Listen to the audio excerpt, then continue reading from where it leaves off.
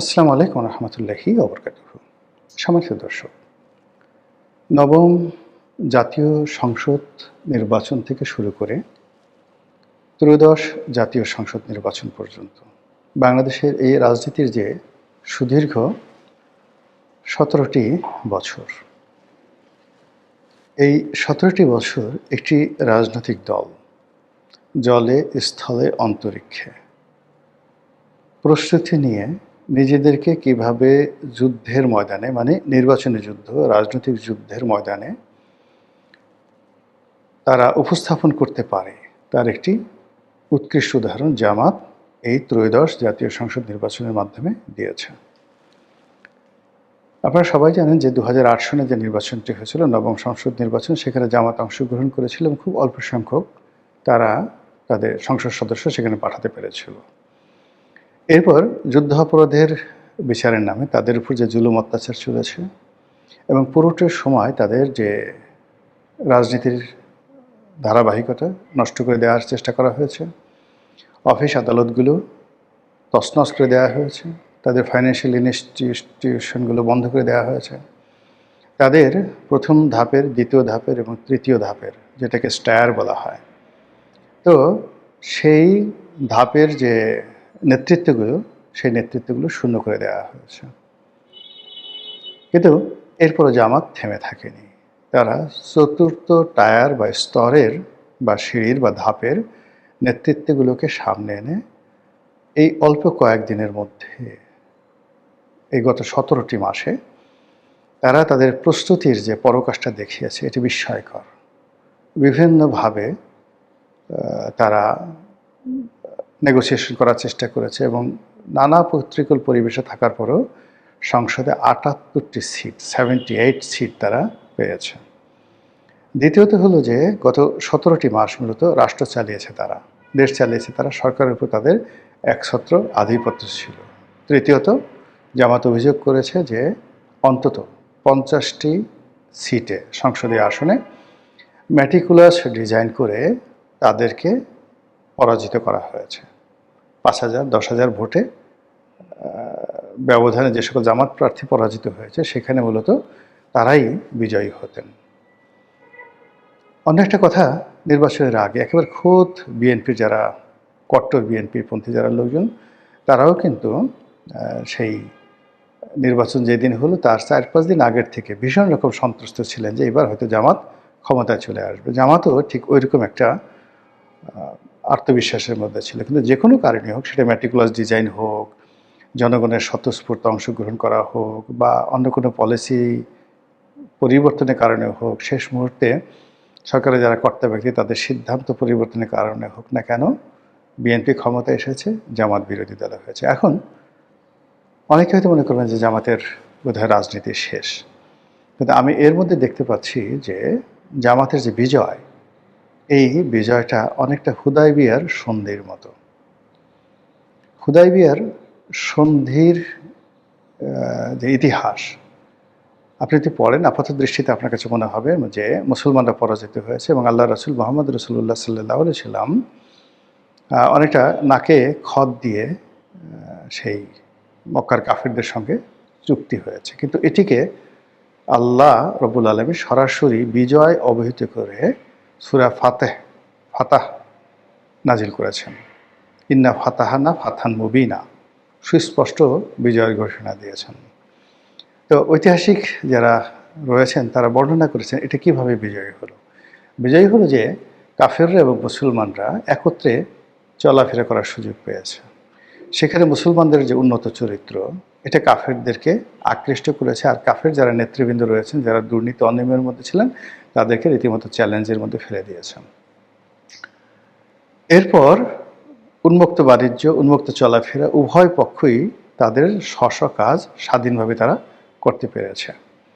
কিছু কিছু ক্ষেত্রে কাফেরদেরকে প্রাধান্য দেওয়া হয়েছে আপাত দৃষ্টিতে, কিন্তু সেই প্রাধান্য কাফেরদের জন্য পরবর্তীতে বুমেরাং হয়ে পড়েছে। এখন হুদায়বিয়ার সেই সন্ধি অনুযায়ী যদি আপনি এই পার্লামেন্টে চিন্তা করেন, এখন পার্লামেন্টে ৭৮ জন এমপি গাড়ি নেবে না, তারপরে প্লট নেবে না, ঘোষণা দেওয়ার সঙ্গে সঙ্গে বিএনপি যারা লোকজন আছে তারাও বলতে বাধ্য হলেন যে আমরাও নেব না।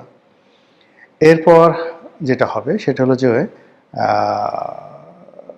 জামাতের এমপিরা যদি দুর্নীতি না করেন, অনিয়ম না করেন, প্রো পিউপিল হয়ে যান, জনগণের খুব কাছাকাছি চলে যান, আর এটা প্রথাগতভাবে বিএনপি এবং আওয়ামী লীগের যারা নেতৃবৃন্দ রয়েছেন তাদের পক্ষে এটা কোনো মতেই সম্ভব নয়। ফলে জামাতের জনপ্রিয়তা বাড়বে।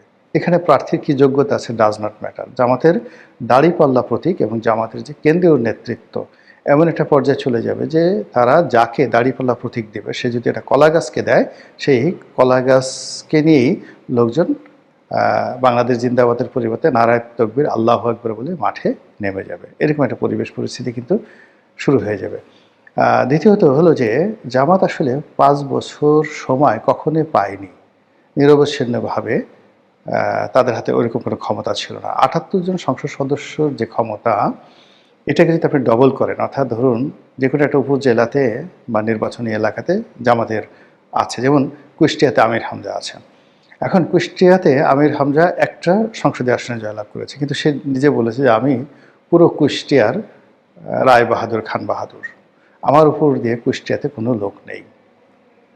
ফলে কি হলো, কুষ্টিয়ার অন্যান্য যারা এমপি আছেন তারা মানে এই আমির হামজাকে অফ করতে হবে। এখন আমির হামজাকে আপনি পিটিয়ে তো অফ করতে পারবেন না, সেই দিন আর এখন নাই, তাকে জেলে নিতে পারবেন না। আমির হামজা যে কাজগুলো করছে সেই কাজের চাইতে ভালো কাজগুলো করতে হবে, সেটা অন্যান্য সংসদ সদস্যদের পক্ষে সেটা সম্ভব কিনা। কিংবা ধরুন এই যে যারা জুলাই আগস্ট বিপ্লবের নায়ক, সেটা হাসনাত বলেন, সার্জিস বলেন, আক্তার বলেন, নাসিরউদ্দিন পাটোয়ারি, যারা যারা সংসদ সদস্য এসেছে, মংলা মাসুদ, মানে এই মুখগুলোকে তো আপনি বন্ধ করতে পারবেন না, তাদের চালচলন বন্ধ করতে পারবেন না। তারা সংসদে যাবে এবং প্রায় প্রতিদিনই বিএনপির জন্য একটা না একটা বিব্রতকর পরিস্থিতি তারা তৈরি করবে। তারা যা বলবে তাই মিডিয়াতে চলে আসবে, তাদেরকে টকশোতে ডাকতে হবে। আপনি ইচ্ছা করলেও তাদেরকে জেলে নিতে পারবেন না, তাদের অফিস রমরমা হয়ে যাবে আর কয়দিনের মধ্যেই। এবং সাধারণ মানুষ তারা যদি এখন যেহেতু যে দুর্নীতির অভিযোগ গত 17 মাসে তাদের বিরুদ্ধে এসেছে, সেটা তো এখন থাকবে না। এখন তাদেরকে প্রতিযোগিতামূলকভাবে চলতে হবে এবং আয় রোজগার যদি তাদের কিছু করার থাকে তাতে সেটা করে ফেলেছে।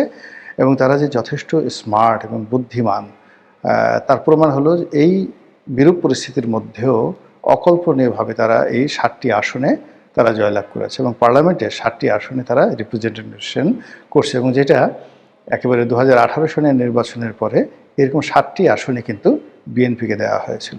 ফলে 2018 পার্লামেন্টে যেটা একাদশ পার্লামেন্টে বিএনপির যে অবস্থা ছিল, এই পার্লামেন্টে এনসিপির অবস্থা সেই রকমই। ফলে বিএনপি খুব বেশি খোঁটা দিয়ে কথা বলতে পারবে না। খোঁটা দিতে গেলেই তাদেরকে বলা হবে, আরে আপনাদের এত ক্ষমতা, বালুর ট্রাক যেদিন বেগম জিয়ার বাসার সামনে ব্যারিকেড তৈরি করেছিল সেদিন আপনারা কোথায় ছিলেন? তারপর যেদিন পুলিশ আসছিল সেদিন টুকু পালিয়েছিল কেন? সেদিন কর্মীরা মানে কেন বাঁচার জন্য সেই রুহুল কবির রিজভির মতো অসহায় একজন মানুষকে জড়িয়ে ধরেছিল? এই সমস্ত কথাবার্তা, তারিখ যে কেন 17 বছর আসেননি, এই ধরনের কথাবার্তা তারা বলবে এবং এগুলোর কোনো উত্তর নেই। একইভাবে যখন হাওয়া ভবন, খাম্বা থেকে শুরু করে অতীতের যে সমস্ত মানে পত্রিকার কাটিংগুলো রয়েছে, প্রমাণ, সেইগুলো সব পার্লামেন্টে যখন দেখানো হবে, জামাত দেখাবে, এনসিপি দেখাবে, এগুলো নিয়ে লিফলেট হবে, পোস্টার হবে, ব্যানার হবে, তারপর শেষে পত্রপত্রিকার বাইরে ডিজিটাল প্ল্যাটফর্মে এগুলো নিয়ে ফটো কার্ড হবে। এগুলো বিএনপির পক্ষে সামাল দেওয়া একেবারেই সম্ভব নয়।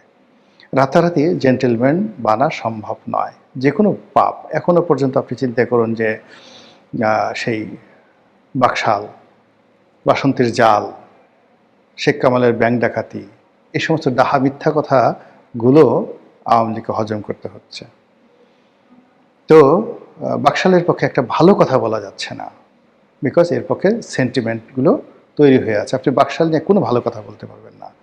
একইভাবে আপনি কর্নেল তাহেরের হত্যাকাণ্ড, তারপর ওই সময় জাসদের যে নিপীড়ন চলেছে সেইগুলো, এরপর হাওয়া ভবন, তারপর আরও যা যা হয়েছে 2001 থেকে 2006 পর্যন্ত, প্রত্যেকটা জিনিস এমনভাবে বাজানো হবে যে তারেক রহমান সাহেব যত ভালো কাজ করার চেষ্টা করবেন এটা তাকে আরও মানসিকভাবে দুর্বল করে তুলবে। লোকজন বলবে যে আরে বাবা, একসময় এই কাজ করেছে, এখন এই করছে, মানে সাত ঘাটের পানি খেয়ে এখন দেবতা সাজার চেষ্টা করছে। এই ধরনের কথাবার্তাগুলো যখন জামাতের পক্ষ থেকে বলা শুরু হবে, তার সঙ্গে সঙ্গে যেহেতু সরকার স্টিয়ারিং মানে দেশের স্টিয়ারিং সরকারের হাতে, তাদের ভুল হবে, ভ্রান্তি হবে, এবং সেই ভুল ভ্রান্তিকে পুঁজি করে জামাত যত বেশি প্রচারণা চালাবে তত বেশি মানে রাজনীতির যে সুযোগগুলো আছে, অপরচুনিটিগুলো আছে, এগুলো তাদের জন্য উন্মুক্ত হয়ে পড়বে।